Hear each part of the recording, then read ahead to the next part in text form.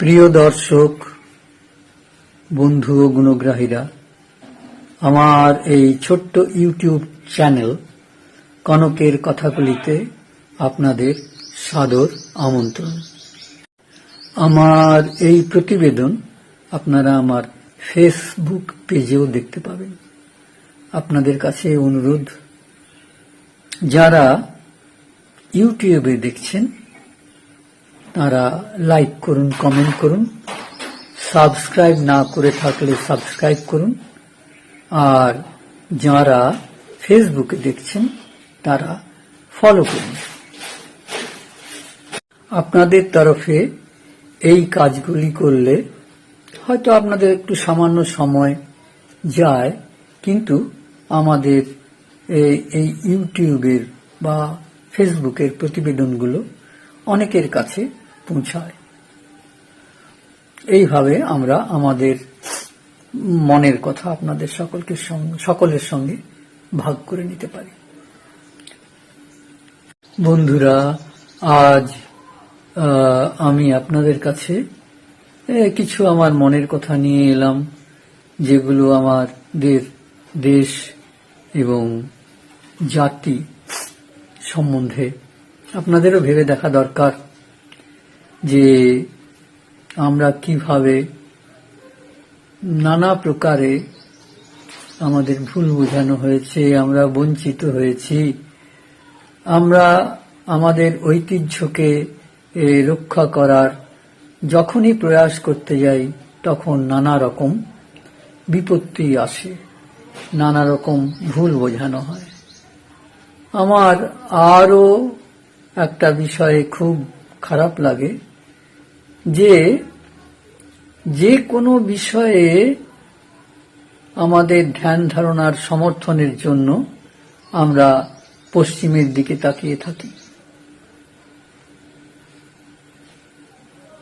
পশ্চিমের দিকে তাকাবার আমাদের কোনো প্রয়োজন নেই। আমাদের নিজেরই যা সম্পদ আছে তা অসীম। আপনারা প্রাচীন যুগের আমাদের জ্যোতির্বিজ্ঞান, গণিত, রসায়ন শাস্ত্র, পদার্থবিদ্যার যদি খোঁজ করেন তাহলে আপনারা তার পরিচয় পাবেন। আপনারা বলতে পারেন যে তাহলে আমরা এত পিছিয়ে কেন পশ্চিম যন্ত্রবিদ্যায় বা অন্যান্য ব্যাপারে অনেক এগিয়ে গেছে? তার অনেকগুলি কারণ আছে।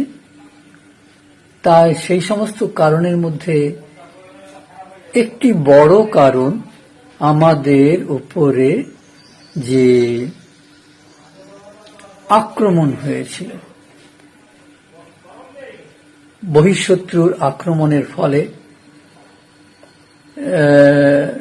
খ্রিস্টীয় একাদশ-দ্বাদশ শতাব্দীর পর থেকে আমাদের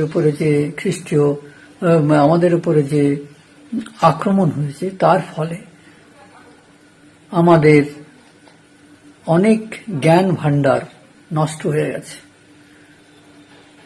আমরা সেই জ্ঞান ভাণ্ডারের আর হদিশ করতে পারিনি।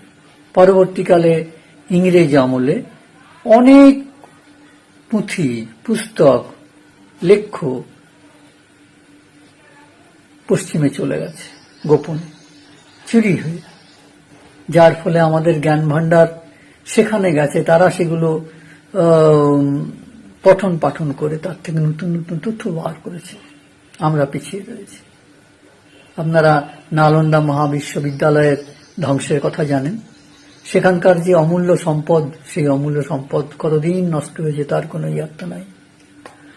আমাদের দেশকে উদ্ধার করতে হলে, আবার আমাদের জাতীয় যে গৌরব, সেই গৌরব ফিরিয়ে আনতে গেলে আমাদের দরকার রানা প্রতাপ, শিবাজি, মহারাজা রঞ্জিত সিংহের মতো লোকের পুনর্জন্ম। ইনি আপনারা বন্ধু সকলেই জানেন, মহারানা প্রতাপ। তিনি তার সারা জীবন তার ধর্ম এবং দেশের সংস্কৃতি বাঁচাতে আজীবন যুদ্ধ করে গেছেন। তার সঙ্গে অবশ্য তার দেশের জনগণ সাথ দিয়েছিল, নির্বিবাদে তারা তার সঙ্গে সঙ্গ দিয়েছিল। যখনই আক্রমণ হয়েছে তখনই তারা পোড়ামাটির নীতি অবলম্বন করে পাহাড়ে চলে গিয়ে আত্মগোপন করেছে, দিনের পর দিন কষ্ট করেছে। সেই জনসাধারণের আত্মত্যাগ এবং তাদের যে রাজা, এবার আরো একটা আশ্চর্যের বিষয়, মহারাণা প্রতাপকে সেখানকার যে আদিবাসী জনগোষ্ঠী যারা ভিল নামে পরিচিত, তারা অকুণ্ঠ সমর্থন করেছেন, তার সঙ্গে সঙ্গে ছায়ার মতো থেকেছেন, আর মহারাণা প্রতাপও তাদের সঙ্গে মিশে গিয়েছেন। এই দেশবাসীর অকুণ্ঠ সমর্থন তাকে এই যুদ্ধে জয় করতে সাহায্য করেছিল। আরেক প্রতাপশালী ভারতের সুপুত্র শিবাজী মহারাজ, তিনি চেয়েছিলেন ভারতবর্ষে মুঘলদের বিরুদ্ধে দাঁড়িয়ে হিন্দু পদপাতশাহী সৃষ্টি করতে, এবং তার জন্য তিনি আজীবন যুদ্ধ করে গেছেন। আমাদের দুর্ভাগ্য, তিনি তার জীবন দীর্ঘস্থায়ী ছিল না, কিন্তু তার পুত্র সম্ভাজি এবং পুত্রবধূ তারাবাই মুঘল সম্রাটদের বিরুদ্ধে যুদ্ধে তাদেরকে ব্যতিব্যস্ত রেখেছিলেন।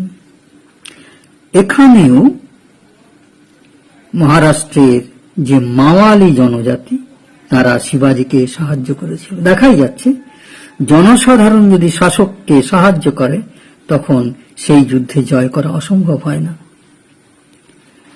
ঈশ্বরের কাছে প্রার্থনা করি আবার ভারতবর্ষ তার হৃত গৌরব ফিরে পাক, তার সংস্কৃতি, তার ঐতিহ্য সংরক্ষিত হোক, এবং সেই সংস্কৃতি এবং ঐতিহ্য সংরক্ষণে দেশবাসী অগ্রসর হোক। ক্ষুদ্র স্বার্থ, ব্যক্তিগত স্বার্থ,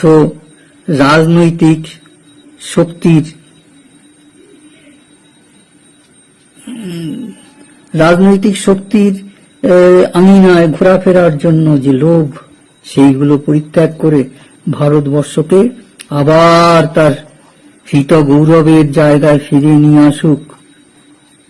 ঈশ্বরের কাছে প্রার্থনা করি, হে ঈশ্বর।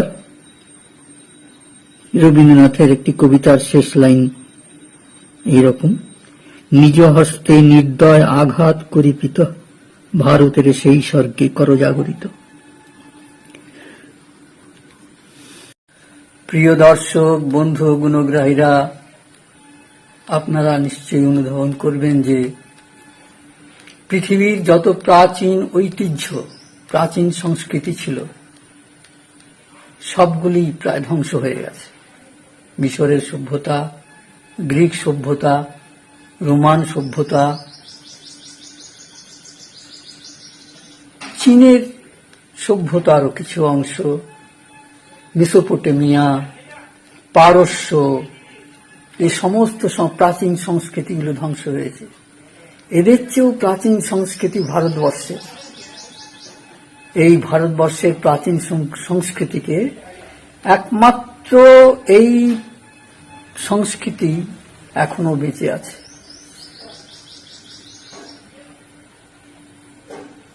যারা বিরোধী, যারা এই সংস্কৃতিকে পছন্দ করেন না, সারা বিশ্বে নানা আয়োজন এই সংস্কৃতিকে ধ্বংস করার জন্য, রাজনৈতিকভাবে, সাংস্কৃতিকভাবে, ধর্মীয়ভাবে। আপনাদের কাছে সবিনয় আবেদন, আপনারা এগুলো চিন্তা করে দেখুন। আপনারা আমাদের এই ভারতীয় সংস্কৃতিকে বাঁচিয়ে রাখতে এবং ভারতের গৌরবময় দিনকে ফিরিয়ে আনতে আবার চেষ্টা করুন, যাতে ভারত আবার জগৎ সভায় শ্রেষ্ঠ আসন লাভ করে। আপনাদের এই সমস্ত কথা হয়তো অবান্তর মনে হচ্ছে, কিন্তু এগুলো আমি চিন্তা করি, আমার মনে এগুলো হয়। আপনারা যদি এগুলো অনুমোদন করেন এবং ভালোবাসেন, ভালো লাগে আপনাদের, তবে লাইক করুন, কমেন্ট করুন। যারা সাবস্ক্রাইব করেননি, সাবস্ক্রাইব করুন, ফেসবুকে ফলো করুন। এতখানা সময় আমায় দেওয়ার জন্য আপনাদের অশেষ ধন্যবাদ। নমস্কার। প্রিয় দর্শক বন্ধু গুণগ্রাহীরা, আপনাদের কাছে আমি ক্ষমা প্রার্থী। আবার আপনাদের বিরক্ত করতে হলো। আমাকে আবার আসতে হলো এই কারণে যে প্রাচীন সভ্যতার উল্লেখ করতে গিয়ে আমি কেবলমাত্র এশিয়া এবং ইউরোপের কিছু সভ্যতার কথা উল্লেখ করেছি। আরও কিছু সভ্যতা আছে, আমেরিকার মায়া, অ্যাজটেক, ইনকা সভ্যতা, এবং উত্তর আমেরিকার রেড ইন্ডিয়ান সভ্যতা। এই সমস্ত সভ্যতাগুলো, এই সমস্ত সংস্কৃতিগুলোকেও বিশ্বগ্রাসী, আগ্রাসী যে মনোভাব, তারা এগুলোকে পৃথিবীর বুক থেকে প্রায় নিশ্চিহ্ন করে দিয়েছে। অ্যাজটেক, মায়া সভ্যতার কিছু স্থাপত্য রয়েছে, অন্যান্য কিছু আমরা খুঁজে পাই না। বিরুদ্ধ মনোভাব সম্পন্ন সংস্কৃতি, এগুলো আমাদের ধ্বংস করেছে, আমাদের শিক্ষিত করার নামে, আমাদের ভালো করার নামে। বন্ধুরা, আমার পুনরাগমনের জন্য আমি আপনাদের কাছে ক্ষমা প্রার্থী। আপনারা এই জিনিসগুলোও ভেবে দেখবেন। ধন্যবাদ।